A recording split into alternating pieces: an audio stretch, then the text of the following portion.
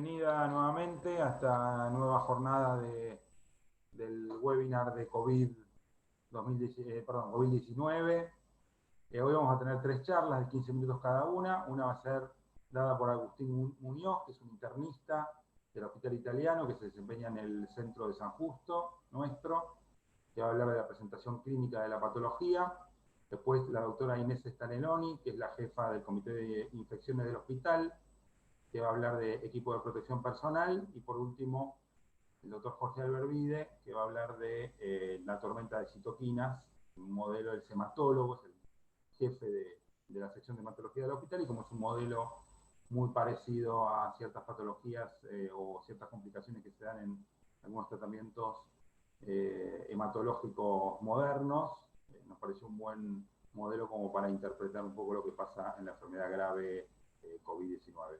Así que Agustín, si me escuchás, te cedo la palabra. Perfecto, gente, ¿cómo andan? Haciendo prueba de sonido, ¿se escucha bien? Sí, Agus, te escuchamos bien. Perfecto. Necesito que me dejen compartir pantalla, por favor. Sí, ya te doy pantalla. Muchas gracias. Pero ahora deberías poder compartir tu pantalla. Ahí voy.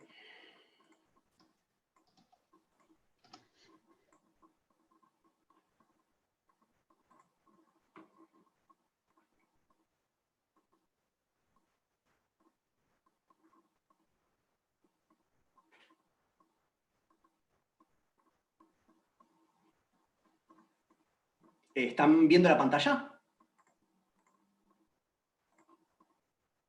Sí, te vemos en Zoom.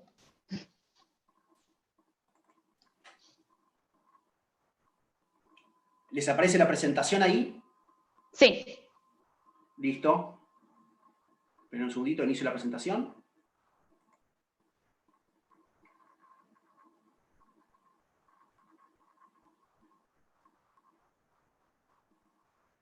Bueno, ¿qué tal? Buenos días, gente. Bueno, antes que nada, quería agradecer al Servicio de Clínica por la invitación. La verdad que es un honor para mí participar de este webinar de COVID-19.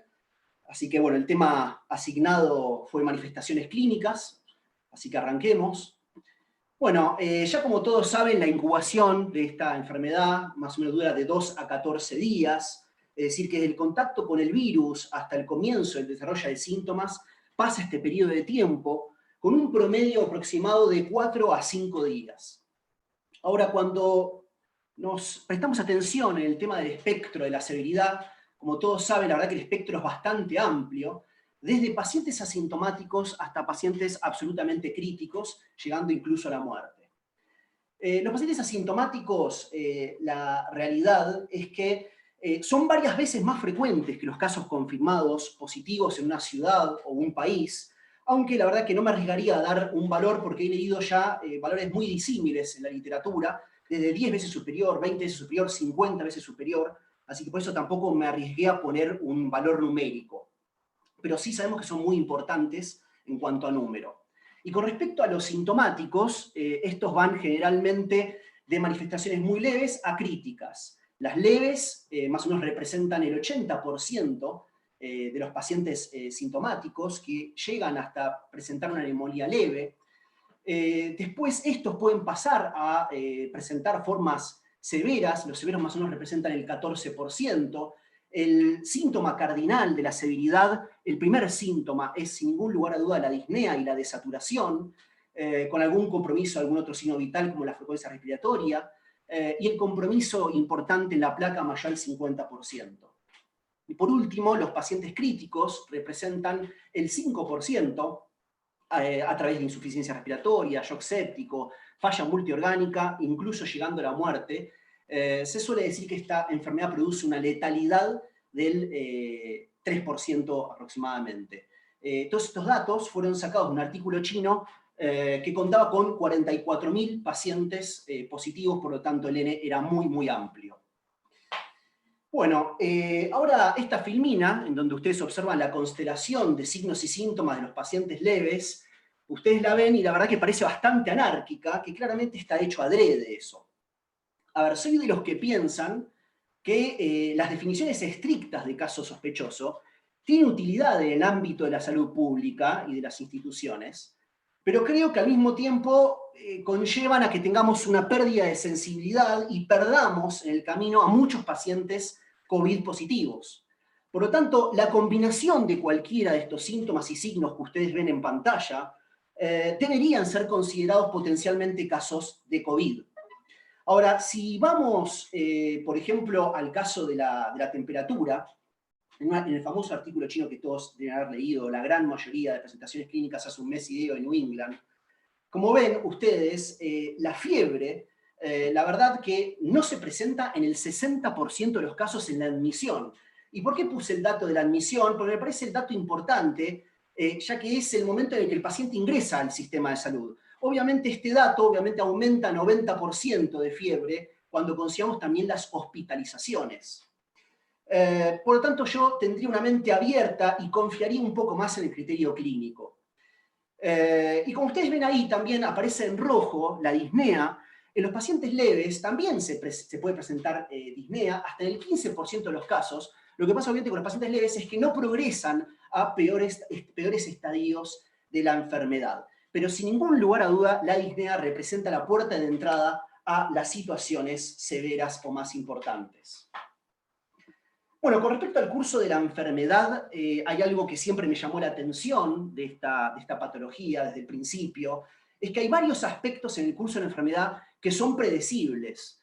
Y siempre, obviamente, cuando uno hace una presentación, uno sabe que, digamos, siempre cuando uno trata de explicar la realidad, siempre filosóficamente esto va a ser reduccionista, obviamente, pero me parece que es interesante pasarles algunos patrones que son para mí de interés para fundamentalmente los internistas.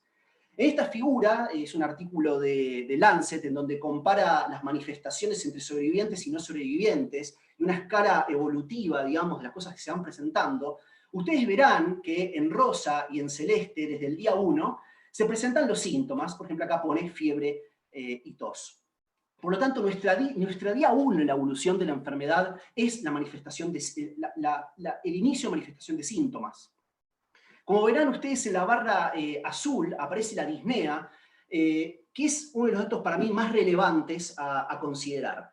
Es el dato de alarma que tiene que tener el médico clínico en la cabeza. Obviamente, ya como le dije antes, estos son datos aproximados.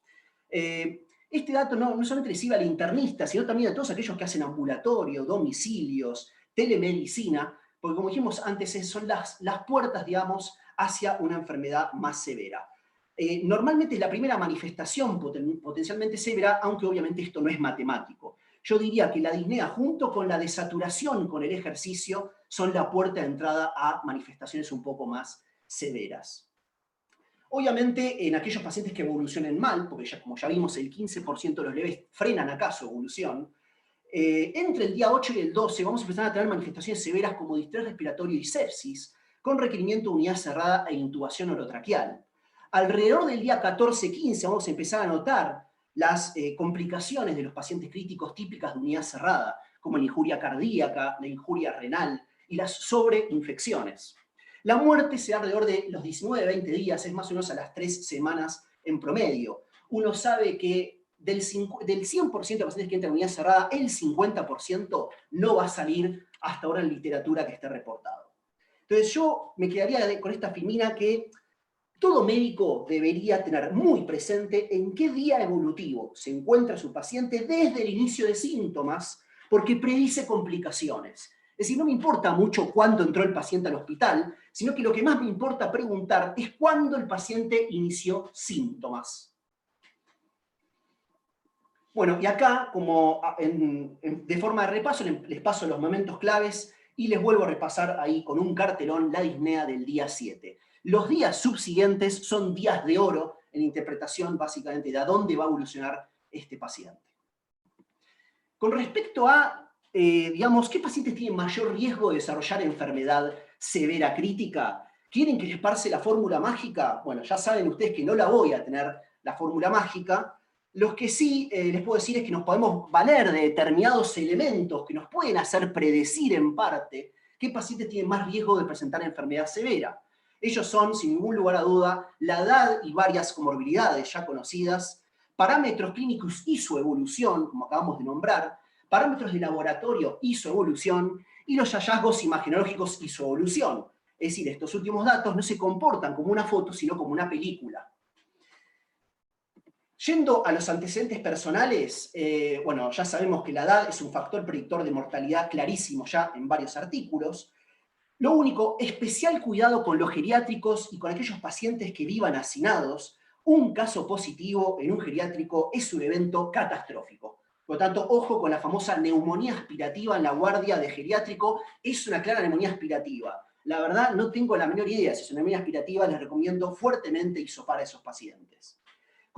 Después, con respecto a otros digamos, factores de riesgo, claramente la enfermedad cardiovascular, diabetes e hipertensión se llevan la mayoría del puntaje, digamos, para generar el riesgo. Con la entrada de la pandemia en Estados Unidos, cobró muchísimo valor el tema de la obesidad severa, la obesidad mórbida, también como un factor de riesgo aparentemente muy importante. Bueno, ya hemos hablado bastante de lo que tiene que ver con el compromiso progresivo de parámetros clínicos, de la dignidad ya hemos hablado, simplemente comentarles que la dignidad también se puede objetivar a través de escalas. Una escala de las que he leído yo, recomendada por el Servicio de Kinesiología del Hospital Italiano de Terapia Intensiva, es la escala de Bohr modificada, que funciona como una escala del dolor, del 0 al 10, y permite de alguna manera que no se altere la continuidad del cuidado del paciente, digamos, en las guardias, en los pases, diariamente, ahora con esto de ir alternando los equipos de trabajo durante las semanas. Como hemos dicho ya, la saturación y la gasometría van a ser muy importantes, precaución con la caída con el ejercicio, tal vez un elemento de gran sensibilidad a considerar inicialmente, tal vez que se afecte inicialmente la saturación con el ejercicio. Obviamente no voy a explicar a ningún internista qué otras cosas tienen que ver, mecánica respiratoria, otros signos vitales, sí detenerme en la escala SOFA, que se ha asociado también a mortalidad, es decir, a mayor puntaje de la escala SOFA, mayor mortalidad. Y que creo que tal vez es una buena oportunidad de integrar esta escala, si bien tiene mayor aplicación en unidades cerradas, a integrarla a sala de internación general y a, digamos, la guardia externa principalmente, yo diría, después de la unidad cerrada. Yo en esta filmina les pongo la escala de dignidad de Bohr, que cualquier cosa yo al servicio le voy a compartir las filminas para que tengan acceso gratuito a todos aquellos que estén prestando atención ahora en la presentación. Después, acá les pongo la escala SOFA, simplemente un comentario. La escala SOFA hoy en día, esto está sacado de las guías españolas de COVID-19, digamos, está totalmente aceptado que podemos no solamente utilizar la PAFI, es decir, con la presión parcial de oxígeno arterial, sino que también podemos calcular el componente respiratorio con la saturación y la llamada SAFI. Es simplemente para que lo tengan en cuenta, porque obviamente la saturación obviamente es algo más sencillo de utilizar que en esta pandemia. Los gases en sangre, tal vez en piso, llevan a estar mucho tiempo en contacto con los pacientes, y la saturación obviamente va a ser de práctica habitual en el piso. Como contrapartida tal vez tiene la contaminación de equipos, pero otra no tenemos. O sea, de alguna manera vamos a tener que revisar a los pacientes. Por otro lado, acá les pongo también que hay formas de estimar a través de la saturación y la FiO2 la PAFI estimada, también como para de alguna manera en forma aproximada calcular el componente respiratorio de la escala SOFA. Bueno, mucho se ha hablado de los parámetros de laboratorio y su evolución. Sabemos que hay muchos parámetros descritos en la literatura, como los inflamatorios, el daño tisular, muscular y miocárdico, de la activación de la coagulación y la fibrinolisis, que tienen evidencia en análisis univariados y o multivariados de ser marcadores pronósticos. Es decir, la mayoría de ellos, su aumento progresivo está claramente asociado a las formas severas y críticas de la enfermedad, obviamente, a excepto de los linfocitos, en donde la relación es inversa. A menor cantidad de linfocitos, digamos, el pronóstico es peor, y de alguna manera explica la fisiopatología que muchos inmunólogos nos están comentando acerca de que en esta enfermedad existe un deterioro de la inmunidad adaptativa muy relevante, y muchas veces incluso acompañada con una respuesta exagerada de la inmunidad innata con la hiperactivación de los famosos macrófagos que puede terminar de desarrollar un hemofagocítico. Entonces, obviamente, lo que uno se pregunta de estos parámetros de laboratorio es, claramente ya está, ya sabemos que tienen valor pronóstico, ahora también tienen valor terapéutico, es la gran pregunta. Bueno, tratemos de prestar atención a los trials que se vengan estos próximos días, estas próximas semanas, meses. Por ejemplo, para decir un ejemplo, el papel de la interleuquina 6 y el tocilizumab. Por último, hablarles un poco de los hallazgos imagenológicos. Esto lo saqué de una revista, de Radiology, en donde un grupo de chinos propone una escala de severidad de compromiso de placa. Mucho eso no me interesa porque hay 200 escalas que explican esta severidad en las placas, pero sí me importa destacar que el mayor compromiso se ve después del día 8 y más o menos hasta el día 14 de esta señal de la placa, lo que va básicamente concomitantemente acompañando las manifestaciones clínicas que acabamos de nombrar, y también puede ser seguido esto en forma evolutiva a través del tiempo, y valernos de esto para ver si los pacientes tienen mayor riesgo de evolucionar a formas severas, obviamente a mayor compromiso, mayor severidad, obviamente. Para terminar, las conclusiones, básicamente yo decirles, en un contexto en donde, digamos, los casos leves son del 80%, es decir, es un número relevante.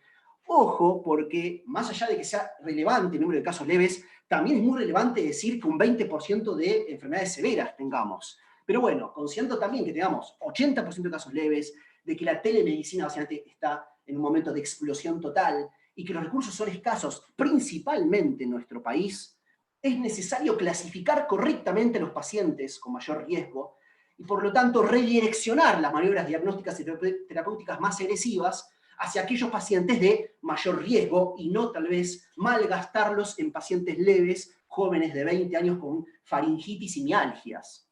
Entonces, esos exámenes físicos más obsesivos, laboratorios y radiografías seriadas y más seriadas, cuanto más riesgo tenga el paciente de evolucionar a formas severas, es principalmente el concepto último que quería dejar de relevancia. Bueno, les agradezco mucho por todo y gracias por la invitación.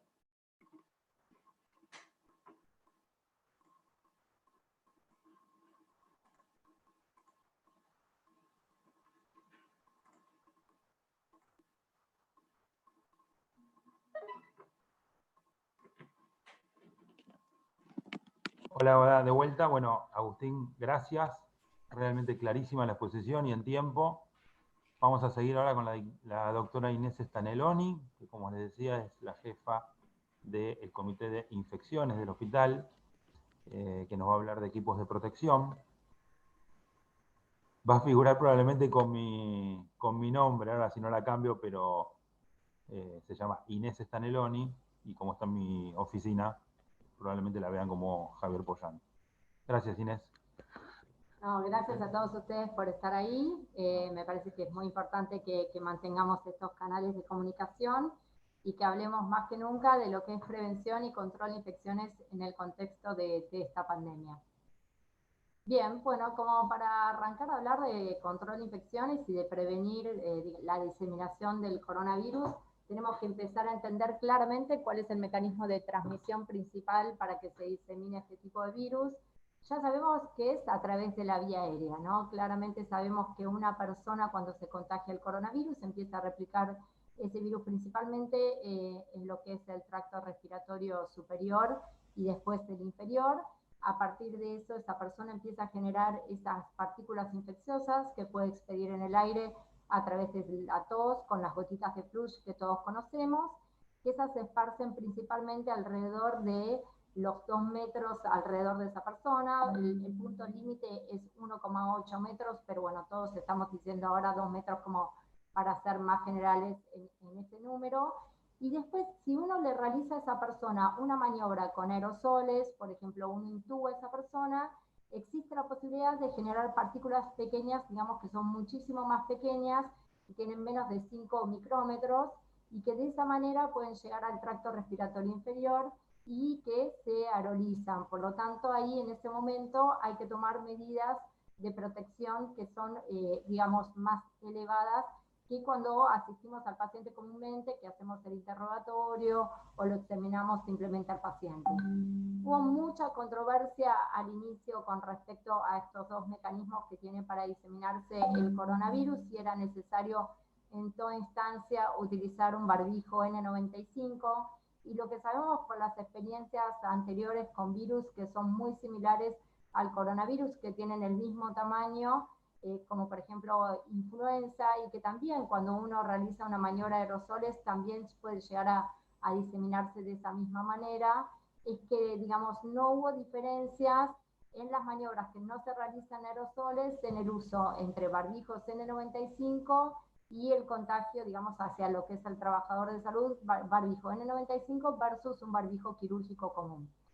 La otra vía de contagio que podemos llegar a ver y que lo vemos en la actualidad es cuando esas partículas infecciosas se diseminan alrededor del paciente y uno toma contacto con esas partículas y se lo lleva a alguna de las mucosas. Y por eso tanto estas famosas frases en todos los medios de que no hay que tocarse con las manos, los ojos, la nariz y la boca para que el virus no pueda ingresar a través de esas mucosas.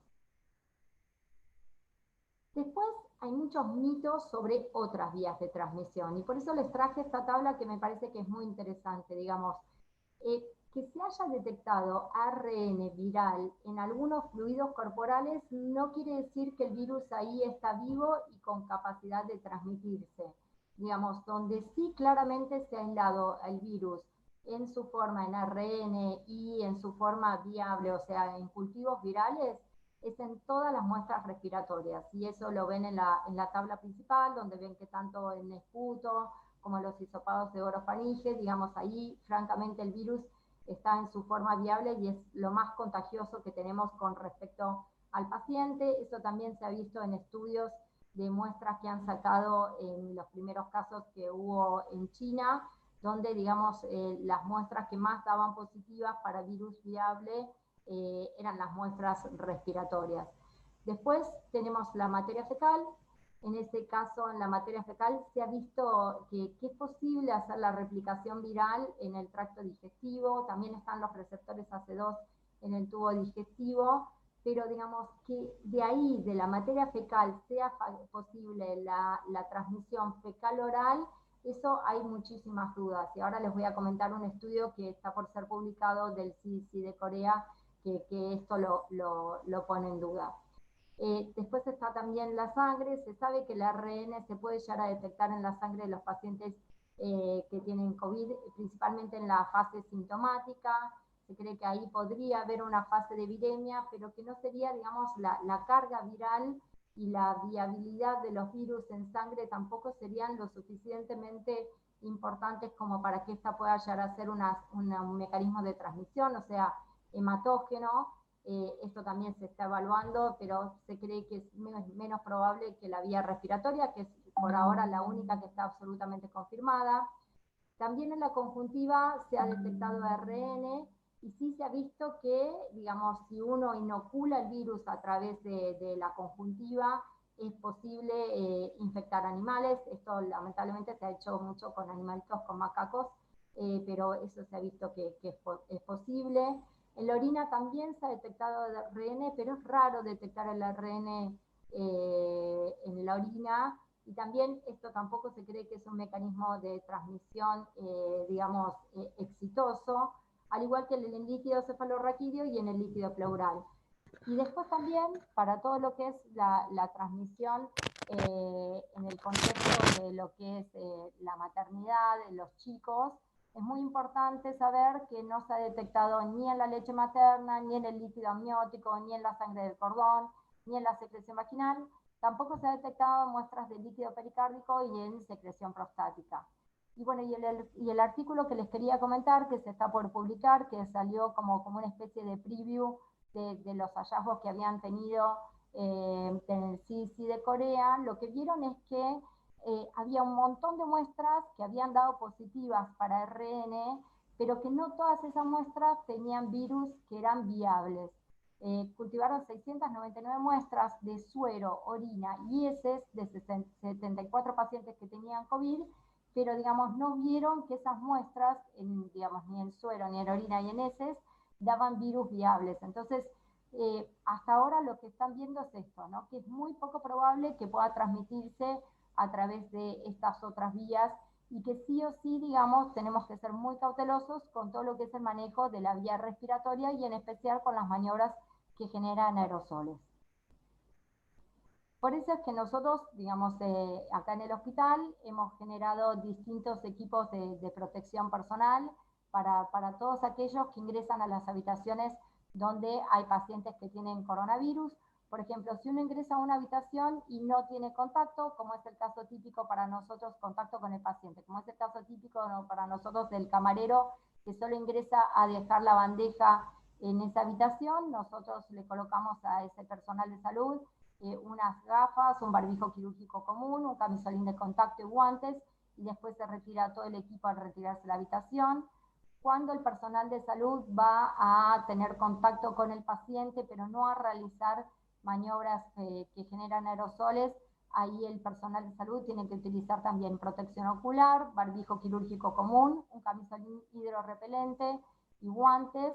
Esto es tanto para los médicos, también para los enfermeros, también para el personal de limpieza. Y cuando ya uno va a generar una maniobra de aerosoles, sí o sí hay que utilizar ahí un barbijo N95 por estas partículas más pequeñas que les contaba que se pueden llegar a generar. Hay que utilizar una máscara facial, se puede utilizar o no antiparras para seguir protegiendo también la mucosa ocular, y también hay que utilizar un camisolín hidrorrepelente y guantes. Como última opción, lo otro que tenemos es la posibilidad de utilizar mamelucos. Esto lo utilizamos en contexto de áreas que están cerradas con múltiples pacientes que tienen COVID.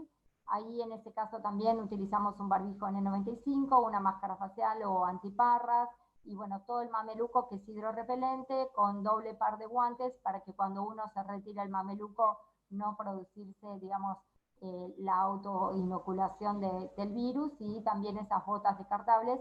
Esto se utiliza, ya les digo, en unidades críticas donde el personal de salud cuando ingresa asiste a varios pacientes y pasan varias horas cuidando de estos pacientes dentro de la habitación.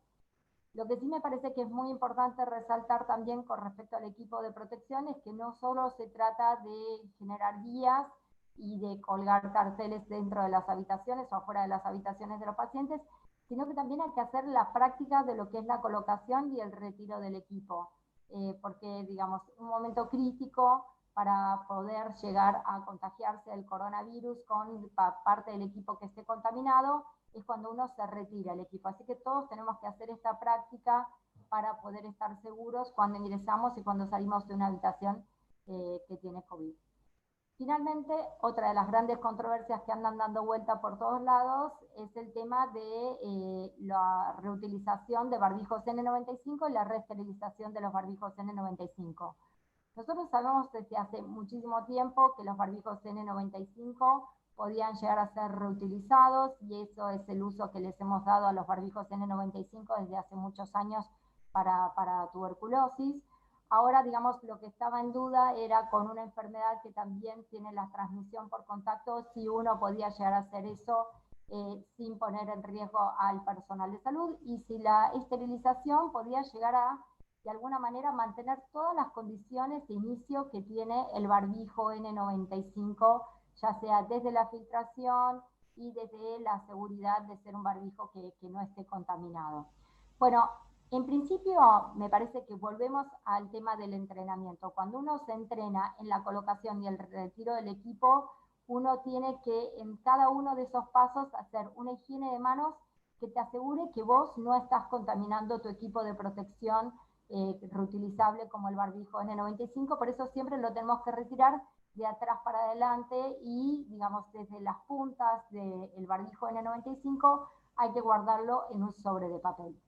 Después están todos los estudios que se estuvieron haciendo en estas últimas semanas y que, digamos, también estaban basados en estudios anteriores que han demostrado que cuando uno esteriliza a los barbijos N95 a través del vapor de peróxido, uno no altera la filtración, uno vuelve a dejar al barbijo estéril, digamos, en condiciones de ser reutilizado y, digamos, mantiene la misma eficacia.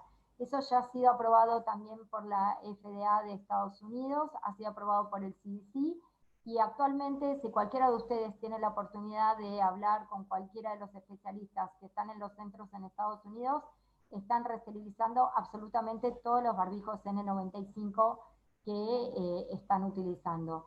¿Por qué es importante hacer esto? Porque actualmente se sabe que es un recurso que está limitado en todo el mundo y hay que tener, digamos, una estrategia inteligente para guardar este recurso por si llega a llegar ese famoso pico que estamos esperando de pacientes con COVID. Esto yo sé que ya se lo mostró Ana Pedretti, pero me parece muy importante volver a resaltarlo. Para trabajar en forma segura en un hospital hay que mantener, digamos, establecer claramente circuitos separados de los pacientes que tienen coronavirus y de los pacientes que no tienen coronavirus. Y hacer áreas de transición. Ingreso por un área que está limpia, paso a una área de transición donde yo me voy colocando todo el equipo de protección y llego a la zona roja donde están los pacientes que tienen coronavirus. Y así vuelvo otra vez a través de esa misma área de transición al área que está limpia. Esto es un estudio de Taiwán que mostró que esta fue una de las estrategias más eficaces para no tener personal de salud con coronavirus en su hospital. ¿Cuál es, digamos, la idea que está detrás de esta política que estamos utilizando en el hospital italiano de barbijo universal? Digamos, como sabemos que la principal, digamos, vía de transmisión es la vía respiratoria, el uso de barbijo en todos, digamos, los que estamos adentro del hospital, lo que hace es, de alguna manera, controlar esas partículas infecciosas que pueden llegar a salir de la cavidad oral de las personas que están en el periodo asintomático. Entonces, de alguna forma, eso protege a mi compañero de trabajo que está al lado mío y digamos, también de alguna forma me protege de las personas que podrían llegar a estar infectadas circulando por el hospital y que no estén siendo identificadas. Por supuesto que hay que seguir haciendo los triage en todos los puntos de entrada para tratar de identificar a las personas que cumplen con la definición de caso sospechoso, pero esta, digamos, política de barbijo universal es la que nos ayuda de alguna manera a cortar las cadenas de transmisión y por eso es muy importante utilizarlo en todo momento. ¿Qué pasa con el personal de salud que se está detectando en la Argentina que está dando positivo para coronavirus? Bueno, lo que yo les puedo decir es la experiencia personal que uno está viendo acá en el hospital y que, digamos, también se ha visto en otros países. Ahí les estoy mostrando un estudio del Reino Unido, que lo que hicieron fue comparar, digamos, fue decir, bueno, vamos a testear a una cohorte de nuestro personal de salud y vamos a ver cuántos son positivos para coronavirus estando asintomáticos. Les dio que un 14% eran positivos. De esas personas los clasificaron en 3 grupos. Los que tenían contacto directo con los pacientes, los que tenían un contacto, digamos, poco directo con los pacientes, personalmente lo que era personal de laboratorio y personal de limpieza, y los que no tenían ningún contacto con los pacientes. Y lo que vieron es que todos les daban alrededor de un 14 o un 15% y no había diferencias significativas entre ninguno de los 3 grupos.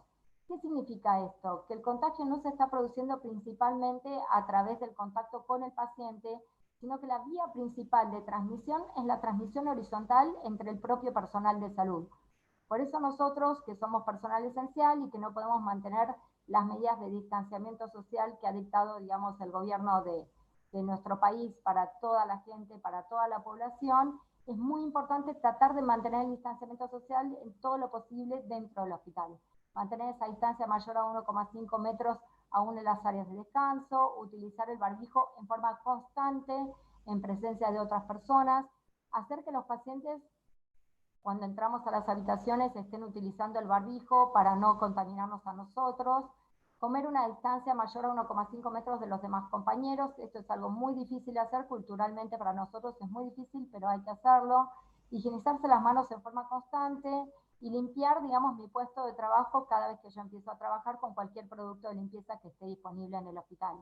Y por último, hacer equipos rotativos, ¿no? Si cae uno de mis compañeros con COVID, que eso no lleve, digamos, puesto a todo el equipo de trabajo y que haya otro equipo que lo pueda llegar a reemplazar. Finalmente, otra de las situaciones que estamos viendo es que hay poco reporte de situaciones de riesgo. Digamos, todavía tenemos personal de salud que acude al trabajo con síntomas leves, porque como bien les dijo Agustín, gran parte de la población está teniendo síntomas leves, vienen a trabajar con síntomas leves. Si uno tiene un síntoma leve, no tiene que venir a trabajar, tiene que consultar con medicina del trabajo para ser identificado rápidamente y aislado. Digamos, con esta política nosotros hemos logrado identificar, digamos, personal de salud que normalmente no cumplía con la definición de caso que nosotros teníamos oficialmente. Nosotros en marzo hicimos un estudio exploratorio en personal de salud que no cumplía con la definición y que el único contacto que habían tenido era con una compañera de trabajo que había venido de Colombia. No eran personal asistencial. Colombia no clasificaba dentro de los países de riesgo en ese momento, y con esta, digamos, esta búsqueda más amplia de casos dentro del personal de salud identificamos a 7 personas. ¿Qué hacemos nosotros cuando alguien nos dice, bueno, yo tuve una situación de riesgo con un compañero de trabajo que ahora es COVID o con un paciente que ahora es COVID? Bueno, lo primero es ver si ese contacto fue un contacto estrecho o no. Contacto estrecho ahora es más de 15 minutos con un paciente COVID. Y, digamos, y lo segundo es evaluar si la persona que tuvo, el personal de salud que tuvo contacto con esa persona, estaba utilizando equipo de protección o no. Como ven ahí, del equipo de protección, digamos, lo más importante es si se estaba utilizando un barbijo. Si el paciente estaba utilizando un barbijo y si yo, personal de salud, estaba utilizando un barbijo, el riesgo de que yo me haya contagiado es bajo. Y ahí lo único que tengo que hacer es automonitoreo de los síntomas con una definición muy sensible para ver si yo tengo un 37.5 o si tengo 2 síntomas compatibles con COVID. Digamos, tengo que consultar rápidamente para que me hagan el hisopado. ¿Qué pasa si el paciente no estaba utilizando el barbijo y si yo tampoco estaba utilizando el barbijo? Bueno, ahí ya se transforma en una situación de alto riesgo y también tengo que, ya ahí me excluyo de mis tareas, tengo una licencia de 14 días y lo que nosotros estamos haciendo ahora, antes de que vuelva a trabajar el personal de salud, que fue excluido por un contacto de riesgo, digamos, considerado de riesgo medio o alto, les estamos haciendo una PCR antes de volver a trabajar para asegurarnos tampoco de que esa persona no esté en ese estadio asintomático. Digamos, el personal de salud que, digamos, no tiene contacto con pacientes o no tiene contacto con compañeros que tengan COVID, digamos, son igual que la situación de riesgo comunitario, y a ellos les estamos haciendo una definición un poquito más sensible, igual de todas formas que la definición oficial, para tratar también de identificar a la gente que está viniendo al hospital con transmisión de circulación comunitaria, identificarlos, aislarlos y sacarlos de la circulación. Bueno, acá, digamos, está la gran pregunta para el personal de salud y también para ver si se pueden reactivar las economías, si es factible hacer un pasaporte de inmunidad.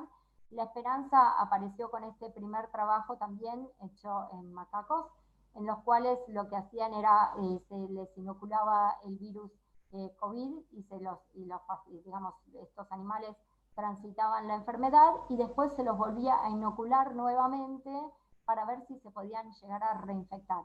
Y lo que vieron es que estos animales no se reinfectaban al ser expuestos al COVID y que a través de la inmunidad que generaban se volvían inmunes y podían llegar a ser reexpuestos sin sufrir nuevamente la enfermedad.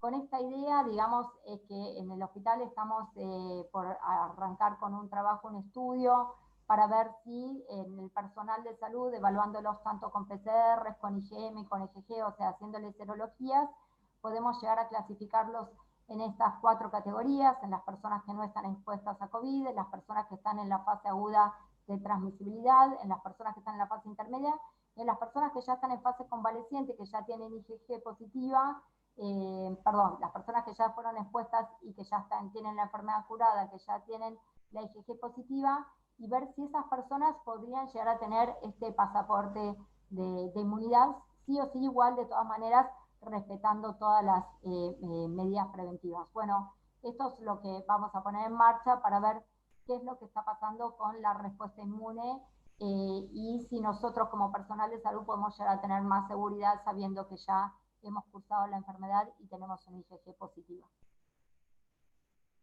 ¿Qué nos está pasando con nuestros pacientes? Bueno, y con los testeos, lo que les quiero comentar es que nosotros, la verdad que estamos testeando en forma masiva casi a nuestros pacientes. Digamos, nosotros aportamos el 10% de los testeos que hace la ciudad de Buenos Aires. Todos aquellos pacientes que tienen, digamos, algún síntoma compatible con COVID, o como vieron, el personal de salud que tenga ya el más mínimo signo de que pueda llegar a tener algo compatible con COVID está siendo testeado, y con eso, como pueden llegar a ver, estamos aumentando semana a semana los testeos que estamos haciendo. Actualmente estamos cursando la semana epidemiológica 17, y como ven, digamos, habíamos tenido cierta tranquilidad ahí en la semana 15, con todas las, digamos, las medidas de aislamiento social que se estaban haciendo en nuestro país, y de a poco la curva está en ascenso. Esa curva que está en ascenso para nosotros también ha sido muy impactada por los pacientes de los geriátricos. Nosotros, al tener una población del plan de salud mayor que pertenecen y que están en esos geriátricos, estamos identificando casos que están relacionados a este fenómeno de las comunidades cerradas de alto riesgo, como decía Agustín también, y digamos, por eso tenemos esa curva que está en ascenso, así que hay que estar muy alertas a los pacientes que están viniendo de los geriátricos. ¿Qué nos está pasando con, digamos, desde el punto de vista clínico con nuestros pacientes COVID? Bueno, ahí ven la comparación con la Argentina. Nosotros ya tenemos diagnosticados 75 pacientes. Esos 75 pacientes, digamos, representan un 8,63% de porcentaje de positividad, un poquito más menor que lo que es el testeo en la Argentina. Nuestros pacientes, bueno, como ven también, son pacientes que la edad promedio es mayor cuando nos comparamos con el resto del país. Y hasta ahora, digamos, la letalidad es menor, pero bueno, si seguimos recibiendo esos pacientes que vienen de los geriátricos, lo que esperamos es que esa mortalidad empiece a aumentar. Hasta ahora nosotros tenemos 29 pacientes que están internados, le hemos dado el alta a 45 pacientes, y fallecidos hemos tenido hasta ahora una sola paciente que tenía también limitación terapéutica por, digamos, estas medidas anticipadas que nos había dado la familia también. De nuestros pacientes, la gran mayoría presentó nada más que un cuadro leve, solo un 27% tuvo neumonía, un 10% requirieron cuidados intensivos, 7,6% requirió ARM, y de los 7 pacientes que tuvieron cuidados intensivos, ya pasaron a sala general 4 de ellos, y 2 ya fueron dados de alta. Así que en ese sentido, como queríamos comentarles un poco cómo está el panorama clínico de los pacientes que estamos teniendo acá en el hospital. Y bueno, para despedirme y para agradecerles a todos este tiempo compartido, me parece que el mensaje final es que estamos todos frente a un gran desafío. Por supuesto que estar enfrente a este desafío nos produce mucha incertidumbre, y es normal que nos produzca miedo. Me parece que el miedo no nos tiene que paralizar, que nosotros, digamos, somos gente de ciencia, y tenemos que basarnos en lo que son los datos científicos, la evidencia científica que tenemos, y que eso nos va a ayudar a atravesar esta pandemia juntos, unidos, y como un gran equipo, como venimos siendo hasta ahora. Bueno, gracias a todos por el apoyo todos los días, y bueno, vamos para las preguntas ahora. En caso de cirugía oncológica, no, la primera pregunta es cada cuánto se realizan los barbijos, la segunda es en la cirugía se visten un barbijo quirúrgico. Vamos con la primera pregunta, es ¿cada cuánto se esterilizan los barbijos N95? Bueno, esa es una muy buena pregunta, no hay nada escrito con una evidencia muy fuerte.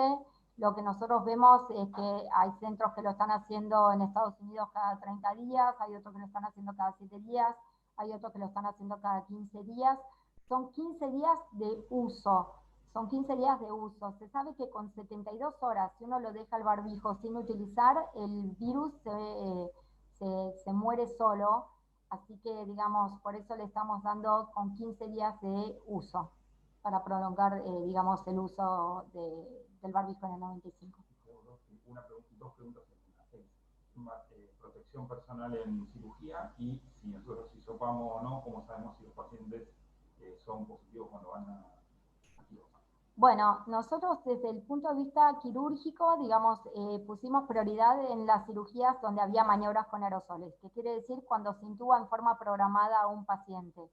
Para que se pueda llevar la cirugía con la normalidad de siempre, y para disminuir el riesgo del paciente de ser sometido a una cirugía utilizando un equipo de protección 3, y aparte porque hay estudios que claramente han demostrado que los pacientes que son COVID y que son sometidos a cirugías aumenta la mortalidad en forma significativa, lo que estamos haciendo es a esos pacientes que tienen riesgo de aerolización, cirugías mayores, es estamos haciendo un hisopado prequirúrgico, si da negativo, hacemos la cirugía como se hace habitualmente. Esto se hace en las 48 horas previas a la cirugía, y al paciente, desde que se le hace el hisopado, se le da una norma de aislamiento muy estricta para llegar a la cirugía en forma impoluta.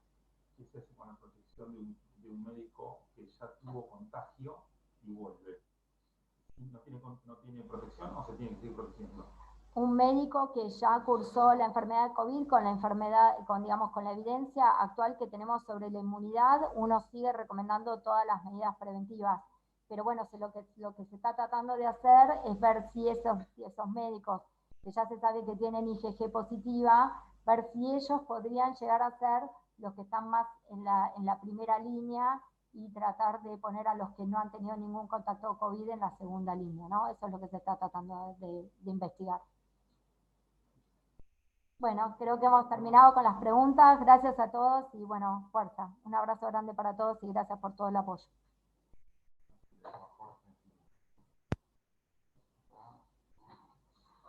Bueno, si está Jorge por ahí. Sí.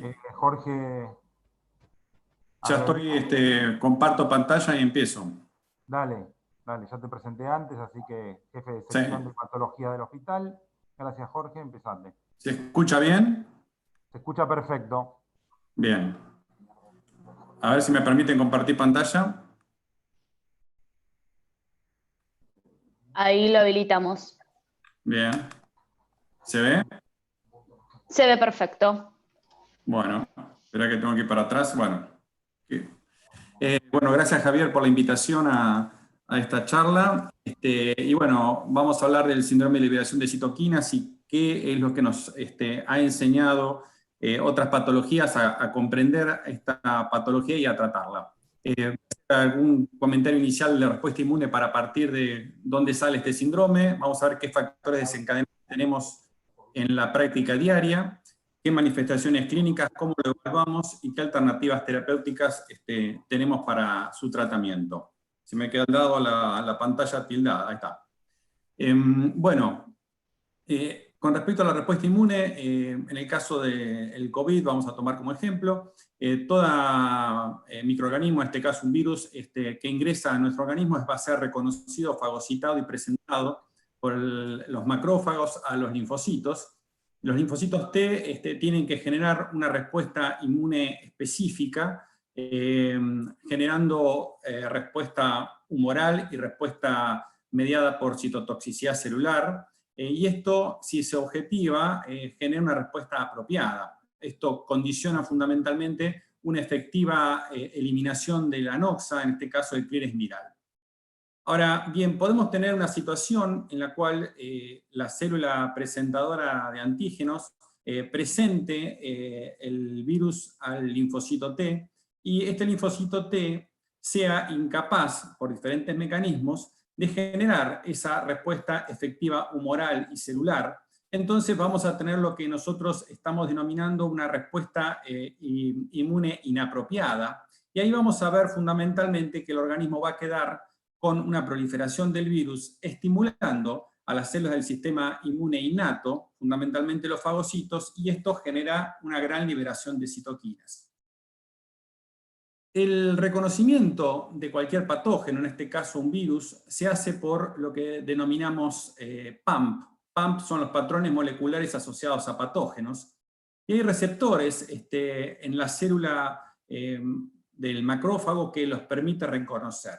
El más importante que tenemos desde el punto de vista inmune es el Toll-like receptor, que permite la fagocitosis del PAMP, o sea, del microorganismo, su degradación y la presentación de los antígenos al linfocito T en función del HLA y coexpresando una proteína que es la B7.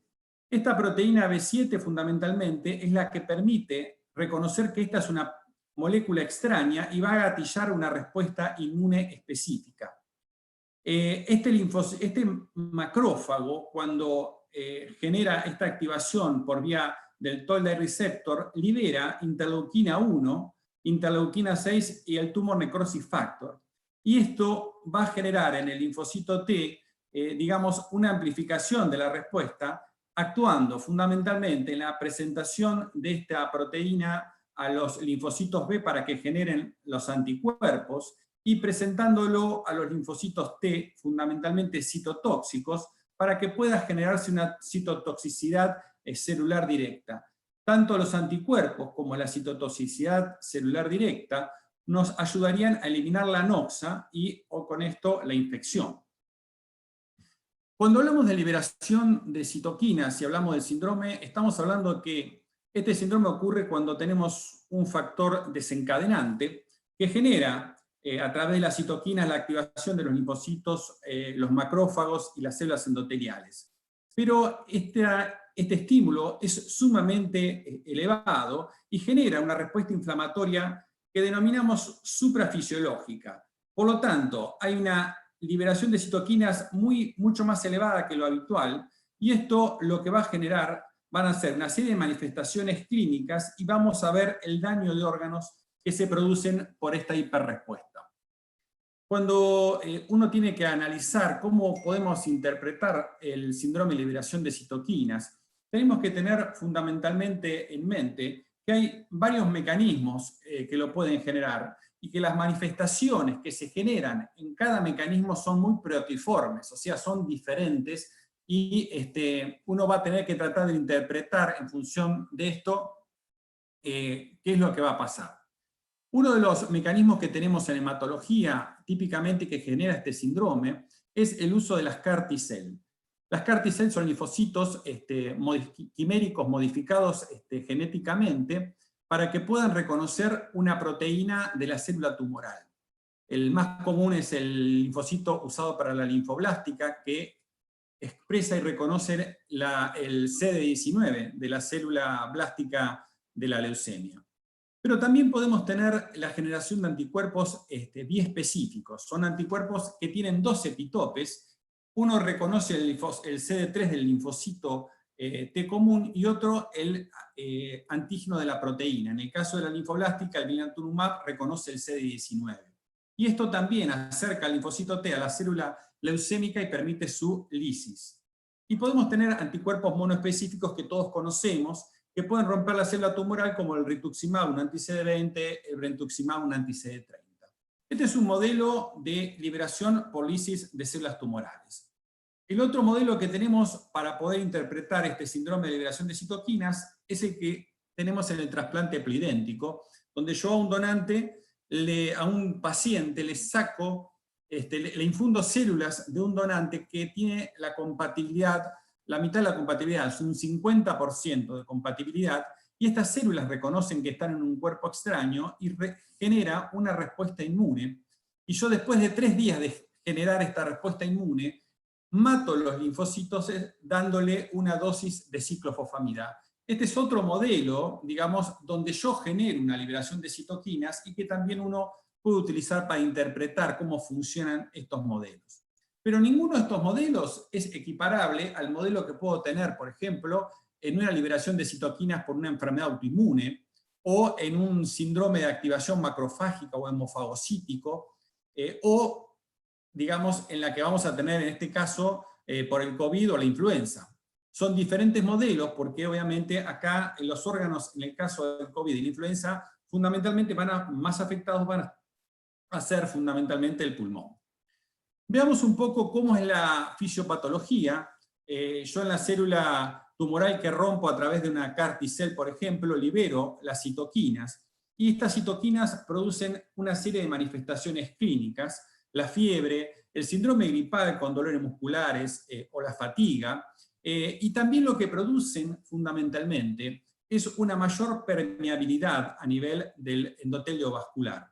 Esto va a generar la salida del líquido del intravascular al intersticial y obviamente va a generar una hipotensión en el paciente.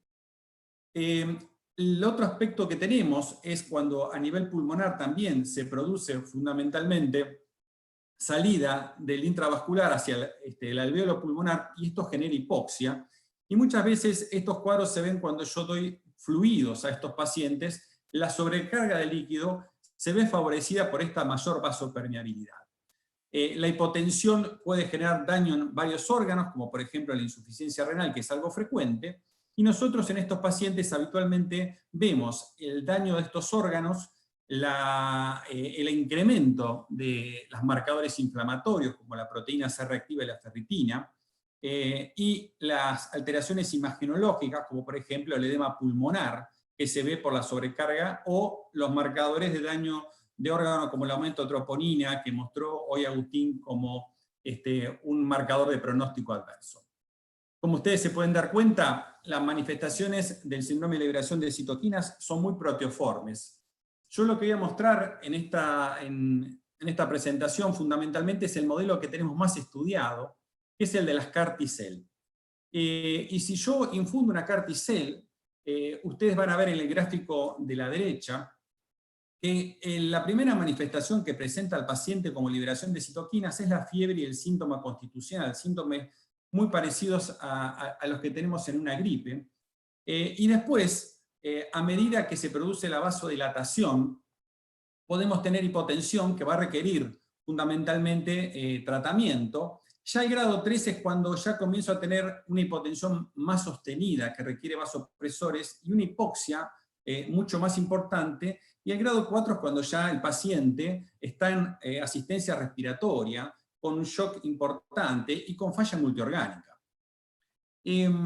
Habitualmente nosotros en este tipo de patologías tenemos tratamientos estandarizados en función del grado de severidad del síndrome de liberación de citoquinas. En el grado 1 fundamentalmente los antipiréticos para bajar la fiebre y controlar los síntomas constitucionales. En el grado 2 la hipotensión es la expansión con fluidos y algunos tratamientos con vasopresores en baja dosis. En el grado 3 ya, cuando empieza a haber hipoxemia e hipotensión, aumentar los vasopresores y empezar a dar soporte con oxígeno, y en ese punto es donde uno se tiene que plantear que si no frenan las citoquinas, el paciente va a ir a respirador. Y ahí es donde usamos fundamentalmente el tocilizumab. Y en el grado 4, cuando ya no ha respondido al tocilizumab, uno utiliza el corticoide. Habitualmente estos son pacientes bastante complejos de analizar y muchas veces uno tiene también diagnósticos diferenciales. Obviamente un paciente con fiebre, con hipotensión y todo, el diagnóstico más común que tenemos que pensar es si no tiene una sepsis o una sobreinfección agregada, que se agrega a todo el manejo, que es bastante complejo. Como comentó Agustín en la charla de presentación, nosotros claramente tenemos mucho cuidado con los pacientes que tienen comorbilidades o son más añosos, porque estos pacientes no solamente tienen el daño de órganos, sino también tienen una reserva fisiológica funcional disminuida, y cuando comienza la tormenta de citoquinas se deterioran mucho más rápidamente. Entonces todas estas medidas de soporte se tienen que implementar mucho más precozmente. Y yo les muestro en el gráfico de la derecha, por ejemplo, después de la infusión de los CAR-T, cómo en los 2 o 3 días posteriores comienza a haber un pico enorme de las citoquinas con incremento de la interleuquina 6 y la proteína C reactiva, y cómo el paciente comienza a presentar fiebre, incremento de la hipotensión que requiere vasopresores y puede tener síntomas neurológicos.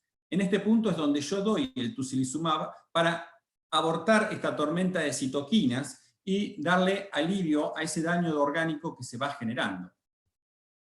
El concepto fundamentalmente del tratamiento que me parece interesante que tengamos en mente todos es el siguiente. Lo más efectivo para este síndrome siempre es eliminar la causa que lo desencadena. O sea, si yo estoy dando, por ejemplo, un anticuerpo BiTE que está rompiendo células tumorales, si yo freno la infusión, aborto el cuadro. Si yo doy en el trasplante ploidéntico los linfocitos aloreactivos y yo los mato con ciclofosfamida a los 3 días post trasplante, aborto el cuadro. O sea, el tratamiento de la causa desencadenante es altamente efectivo. La otra situación que tengo a veces es que yo no puedo tratar la causa desencadenante. Por ejemplo, cuando doy una CAR T-cell para que me elimine la masa tumoral, si yo mato los linfocitos quiméricos, obviamente pierdo el efecto. Entonces utilizo el tocilizumab para frenar la tormenta de citoquinas mientras la masa tumoral se va achicando, y yo puedo, de alguna manera, lograr el beneficio que tengo. Y fíjense, si yo tengo el tercer escenario, sería que yo tenga que eliminar la causa y tenga que eliminar el efecto de las citoquinas, es lo que charlaba de CAR T-cell. Si yo tengo una refractariedad al tocilizumab, o tengo una toxicidad neurológica a la cual no puedo corregir, tengo que dar corticoides. Estos corticoides van a frenar las citoquinas, pero me van a matar los linfocitos quiméricos y obviamente voy a perder el beneficio del tratamiento antitumoral. Bien, ahora pasemos a ver cómo podemos incorporar estos conocimientos a las complicaciones que nos genera el COVID. Como habíamos comentado, el virus ingresa, y comentó Inés, ingresa fundamentalmente por el epitelio respiratorio y va a ser reconocido por el sistema inmune innato, y esto va a generar una respuesta inmune. Si la respuesta inmune es específica, va a haber un buen clearance viral. Ahora, si el paciente tiene comorbilidades y la respuesta inmune es inapropiada y no se puede llevar adelante, vamos a tener el mecanismo de hiperinflamación y la liberación de citoquinas. ¿Qué veo en los pacientes? Y esto lo comentó Agustín. ¿Qué veo en los pacientes que tienen mala evolución? Habitualmente veo un aumento de los neutrófilos y los macrófagos, que es la respuesta inmune innata hiperestimulada, que no puede resolver totalmente la infección. Veo una linfopenia, que obviamente me habla de que hay un bloqueo, una limitación para generar esta respuesta inmune específica, y esto se asocia a una hiperinflamación y aumento de citoquinas. Voy a tener un aumento en la interleuquina 6, en la proteína C reactiva, en la ferritina, y también marcadores de daño de órganos, como por ejemplo la mioglobina o la troponina. Bien, entonces, en este contexto, yo tendría que ver, digamos, cómo puedo utilizar el tratamiento que tengo disponible para bloquear las citoquinas. Hay un concepto que es trascendente, esto es una balanza. Si yo doy un tratamiento con estos fármacos que me bloqueen la respuesta inmune, voy a tener el riesgo de que no pueda generar una respuesta efectiva y que la infección, digamos, empeore. Tengo que buscar inhibidores de la tormenta que disminuyan el estado hiperinflamatorio, y eso va a tener un beneficio.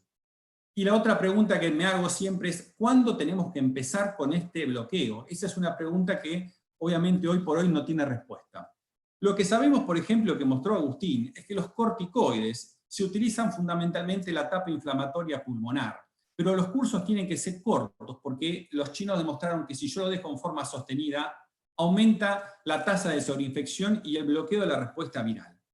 Yo tengo diferentes citoquinas para bloquear, como ustedes ven acá, hay diferentes citoquinas, y de todas estas que se ven acá, hay dos que tienen cierta experiencia, muy pobre, pero la tienen, como es el tocilizumab y la hidroxicloroquina o la cloroquina.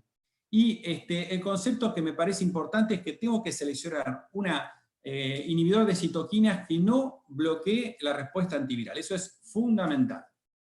Veamos un poco la escasa experiencia que tenemos en el COVID con hidroxicloroquina. La hidroxicloroquina se ha utilizado en etapas más iniciales. Esto es importante. Hay dos trials, uno no randomizado, donde comienza el tratamiento al diagnóstico con 600 miligramos por 10 días. Son 20 pacientes con hidroxicloroquina versus 16.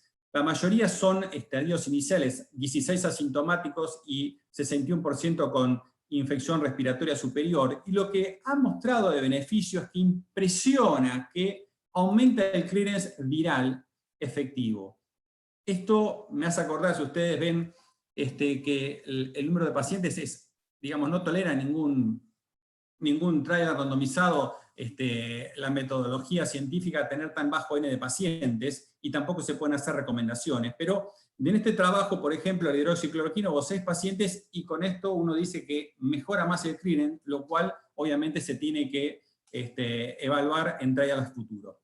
El otro trabajo es un trial randomizado de los chinos, donde hay 31 pacientes controles y 31 con hidroxicloroquina. Ya los pacientes tenían neumonía, con una saturación mayor de 93 y una PAFI mayor de 300, y lo que mostró la hidroxicloroquina es que había una mejor recuperación de la infección pulmonar, más rápidamente que los que lo usaban. Esta es la experiencia que tenemos, es pobre, y la mayor parte de los clinical trials que se están haciendo son para resolver esta situación. ¿Qué experiencia tenemos con el tocilizumab? Acá el tocilizumab se usa con indicación con compromiso pulmonar severo. Hay un trabajo solamente, son 21 pacientes, y ustedes fíjense en que son pacientes que tienen un criterio de severidad, o sea, una menor de 93% de saturación, una PAFI menor de 300, o pacientes que estaban en ARM con shock o falla multiorgánica. Cuando uno le da la medicación, rápidamente la proteína C reactiva cae, la fiebre se controla, la saturación de oxígeno, la concentración de oxígeno que teníamos que darle al paciente va bajando a medida que va subiendo la saturación del paciente. O sea, es un tratamiento que impresiona ser efectivo. De hecho, 19 pacientes se fueron en 13,5 días de alta post-tocilizumab. Es una droga que realmente, si se hubiera hecho un trabajo de control, hubiera dado resultados positivos, porque la mortalidad en los pacientes que tienen fundamentalmente casos críticos son 60 hasta 60%, y en las que tienen severidad hasta 11%. Bien, con esto terminamos, y lo que quería decirles, bueno, la liberación de citoquinas forma parte de la respuesta inmune, y el síndrome es una hiperrespuesta cuando no podemos eliminar la noxa. Nos da a dar daños, síntomas inflamatorios y daño de órganos, y que los pacientes que tienen más comorbilidades son los que más la sufren y que más riesgo pronóstico desfavorable tienen.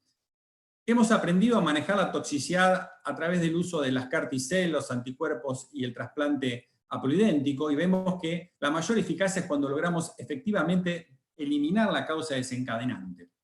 Creo que para la infección por COVID pulmonar severa, es claro que la respuesta inmune innata está generando una tormenta de citoquinas, porque no puede generarse una respuesta específica, y esto va a generar el daño de órganos de los pacientes. Y yo creo que el bloqueo de las citoquinas tiene que evaluarse como una terapia complementaria, que nos ayude a atenuar el daño de los pacientes, que no interfiera con la respuesta inmune antiviral. Y me parece una estrategia interesante que debemos complementar con terapias más específicas, antivirales, o con la infusión de suero de convaleciente. Muchas gracias. Gracias, Jorge. Si me escuchás, acá me pasaron una pregunta del canal de YouTube. Que Sí. Si vos, ante la falta de tocilizumab, que todos sabemos que es una droga cara y probablemente con no generalizada disponibilidad, por ejemplo, la Ciudad de Buenos Aires no se la está comprando a nivel de hospital público. Hay una pregunta que dice que si vos iniciarías en esta tercera etapa que vos mostraste en las etapas de la tormenta de citoquinas, corticoides en vez de tocilizumab. Mira, habitualmente lo que se ha hecho, fundamentalmente cuando ya hay compromiso pulmonar con hipoxia, los chinos han mostrado que se utiliza corticoides. El tema es que los corticoides es como que hay que usar un curso corto de corticoides, generalmente usan 5 o 6 días o hasta más de 7 días, pero no lo pueden dejar en forma sostenida. Y ninguno de los trabajos que ellos hicieron han demostrado un beneficio claro usando corticoides. Entonces, yo me parece que, como mostró inclusive Agustín, hay un periodo de corticoides, que es cuando el paciente tiene una neumonía, especialmente en las formas más severas, que todos los vamos a poner, digamos, pero hay que tener en cuenta que, digamos, es una terapia que nos puede dar un beneficio marginal unos días, pero no va a dar un beneficio prolongadamente. Entonces, yo me parece que en ese contexto uno tendría que, o sea, el tocilizumab parece ser una droga mucho más interesante, y aparte no parece bloquear la respuesta inmune. El corticoide te va a bloquear la respuesta inmune, te va a aumentar la tasa de sobreinfecciones. Obviamente, si yo no tengo tocilizumab, obviamente voy a usar corticoides para dar ese beneficio, pero no lo voy a dejar en forma sostenida. Bien, acá está Hernán, creo que Hernán Michelangelo, que hace una pregunta que también es una pregunta que nos hacemos todos, y ¿cuál es el punto, digamos, el momento en cual vos creés que podría ser crítico el inicio del tratamiento? Porque hay muchos que sienten que en esta patología llegamos tarde con la tormenta de citoquinas, cuando ya las cosas están desencadenadas. Entonces, me parece que lo que quieren decir es si de alguna manera el tratamiento precoz podría ayudar a prevenir el desarrollo de las fases más severas de esta patología, ¿no? Sí, a mí, Javier, mira, la verdad que, como ustedes vieron en la presentación, el problema que tenemos fundamentalmente es que no hay evidencia fuerte para poder, digamos, responder esa pregunta con claridad. Lo que yo mostré de hidroxicloroquina, me parece que es interesante el uso precozmente, digamos, como para tratar de ver, hay que hacer trial clínicos para ver si realmente tiene impacto en el clearance viral, porque hay trabajos que dicen que tiene algún impacto en el clearance viral, y también han mostrado beneficio cuando el paciente tiene neumonía no severa. Ahora, yo me parece que si uno al paciente le pone hidroxicloroquina, por ejemplo, y el paciente empieza a evolucionar, pasa de o sea, la neumonía empieza a progresar, yo me parece que ese es el punto de darle tocilizumab. Igual, el gran problema que tengo es que son apreciaciones de uno. Yo me parece que esto, digamos, tenemos una pandemia, va a haber un montón de clinical trials. A mí cuando leí los trabajos, fundamentalmente, me dio la sensación de que hay trabajos que son incomprensibles. Como uno, teniendo una oportunidad tan grande, hace un trabajo de investigación tan pobre. Yo me parece que seguro, en este momento vamos a tener mucha cantidad de pacientes y yo me parece que es un buen momento para hacer un trabajo bien planteado que nos dé respuestas.